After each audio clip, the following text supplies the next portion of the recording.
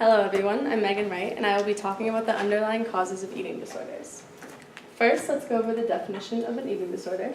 The American Psychiatric Association sums it up as eating disorders are illnesses in which people experience severe disturbances in their eating behaviors and related thoughts and emotions. So when you think of the term eating disorder, images of super thin people pop up in your mind, such as this woman. Even the dictionary.com definition of eating disorder includes anorexia in the definition itself, but that is not the only eating disorder. So the other ones definitely deserve some attention. Here are a few, and all of these definitions come from the National Eating Disorder Association. So anorexia nervosa is the inability to gain or maintain body weight, so you have a distorted body image. Bulimia is binge eating and then paired with self-induced vomiting. Binge eating is eating an excessive amount of food that's not regular within one period of time. Orthorexia is an obsession with healthful eating. Pica is the consumption of non-edible foods such as paint or dirt. Laxative abuse is the overuse of laxatives to lose weight. Compulsive exercise is exercising so frequently that it harms your life. And then unspecified eating disorder kind of are all the ones that meet the criteria of these ones, but not fully, so it can't be considered one of them. All right, so from the Eating Disorder Hope website, roughly around 10 million women and 1 million men struggle with eating disorders in the United States on a daily basis, and 4 out of 10 people either have struggled with an eating disorder or know someone who has. This graph was taken from the Mirror Mirror Eating Disorder website, and it shows the main 3 eating disorders and the prevalence in men and women. As you can see, women are more affected, but that doesn't mean men aren't. So now that we know how many people are affected, we need to figure out why. So genetics can be one of the main causes of eating disorders. Certain people are born with genotypes that are more susceptible to eating disorders, or there's chemicals in the brain, such as serotonin, where if the chemicals are thrown off, it can completely ruin your appetite or your food intake or anything along those lines. Also, according to the Center for Eating Disorders, individuals who have had a family member who has an eating disorder are 7 to 10 times more likely to develop one themselves. So sociocultural ideals definitely plays a big role in the onset of eating disorders. People see all these models online and social media and ads and all that, and they want to look exactly like them. For example, the Victoria's Secret models right here. So these are the most famous ones that walk the runway, and they're told to lose, there was even a documentary on this, they're told to lose 10 pounds in 3 days. And there's not any safe way to do that, so they end up starving themselves or abusing laxatives. Also, for example, Kim Kardashian and all of her family, they're all formed by plastic surgery, but all of their fans that see them on Instagram with these perfect bodies are like, oh my god, I need to look like that. So that causes these females and men to try to form their body into that certain way. If a man sees this Calvin Klein model in an ad, they feel like they need to look like them because he's being broadcasted everywhere. So they go, and it creates, a negative body image for them.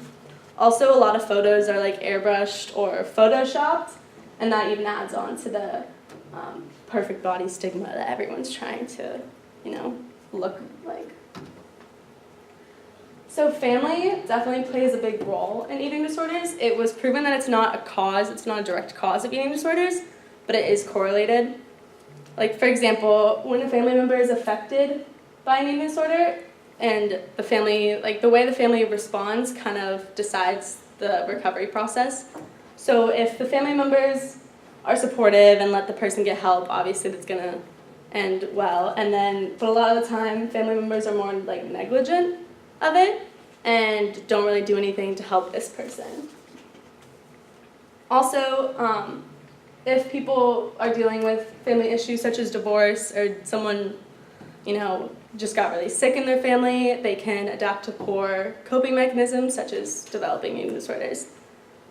And another thing that I found was that people with really overprotective parents feel like they aren't their own person, so they try to control the one thing that they can, which is their input of food. According to the National Eating Disorder Association, in a study of Division I NCAA athletes, over 1/3 of female athletes reported symptoms or attitudes that can lead to anorexia nervosa. So the sports that kind of emphasize any body image, like appearance, endurance, weight requirements, are the ones that can have a lot of people, turning to these eating disorders, which can be bodybuilding, figure skating, gymnastics, dancing, any of those. So the athletes in these photos especially are taught that lower body weight will improve performance. So they turn to negative, eating mechanisms like laxative abuse or even starving themselves. All right, survivors of trauma, such as physical or sexual abuse, have a higher tendency to develop eating disorders. They often do it as a form of self-punishment or self-harm because they feel like it was their fault, what happened to them did.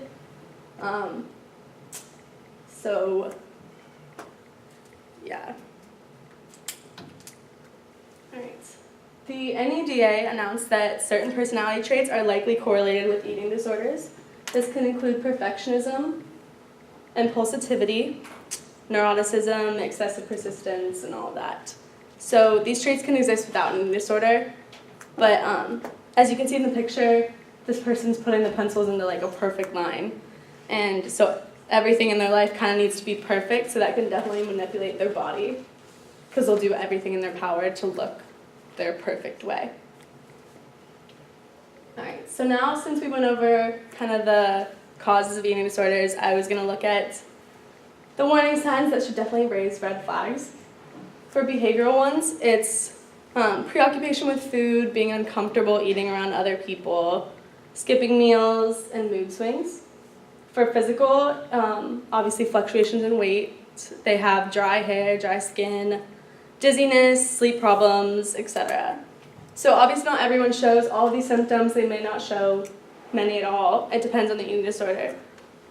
But if anyone you know or yourself are showing any of these symptoms, you should get help, and this is how.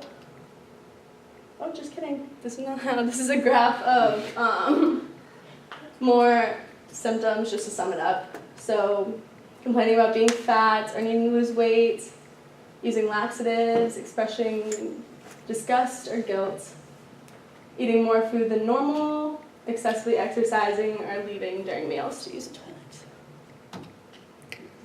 So, here we go. The National Eating Disorder Association provides this screening tool on their website. So it's just a series of thought-provoking questions, and in the end it tells you if you need help or where to get the help needed. So I just took a few from the website. How much more or less do you feel you worry about your weight and body shape than other people your age? How afraid are you of gaining 3 pounds?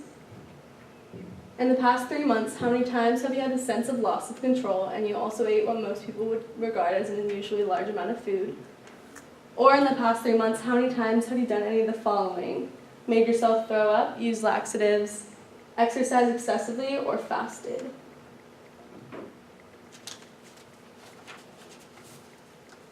Alright, here's a chart of do's and don'ts when you're getting yourself help or helping other people and supporting them through it. For example, do make yourself available, do be patient, and do remember that eating disorders are not only about the food. And then don't try to be a therapist, don't ignore issues, and don't blame the person for what they're going through. So when I was around 12 years old, I struggled with anorexia. I basically starved myself for a whole month. This was because I wanted to be as skinny as my friends because I was just always kind of bigger than them. So I decided that was the only way to do it. I don't have any pictures from that time because I wouldn't let anyone get near me with a camera. But my parents didn't know what was happening. They didn't really seem to care. They were just talking about how small I was. So it motivated me to get even smaller. But somehow I snapped out of it before I had to be hospitalized. But not everyone is as lucky. So if you or anyone you know is showing any of these warning signs and triggers, get them the help that's needed.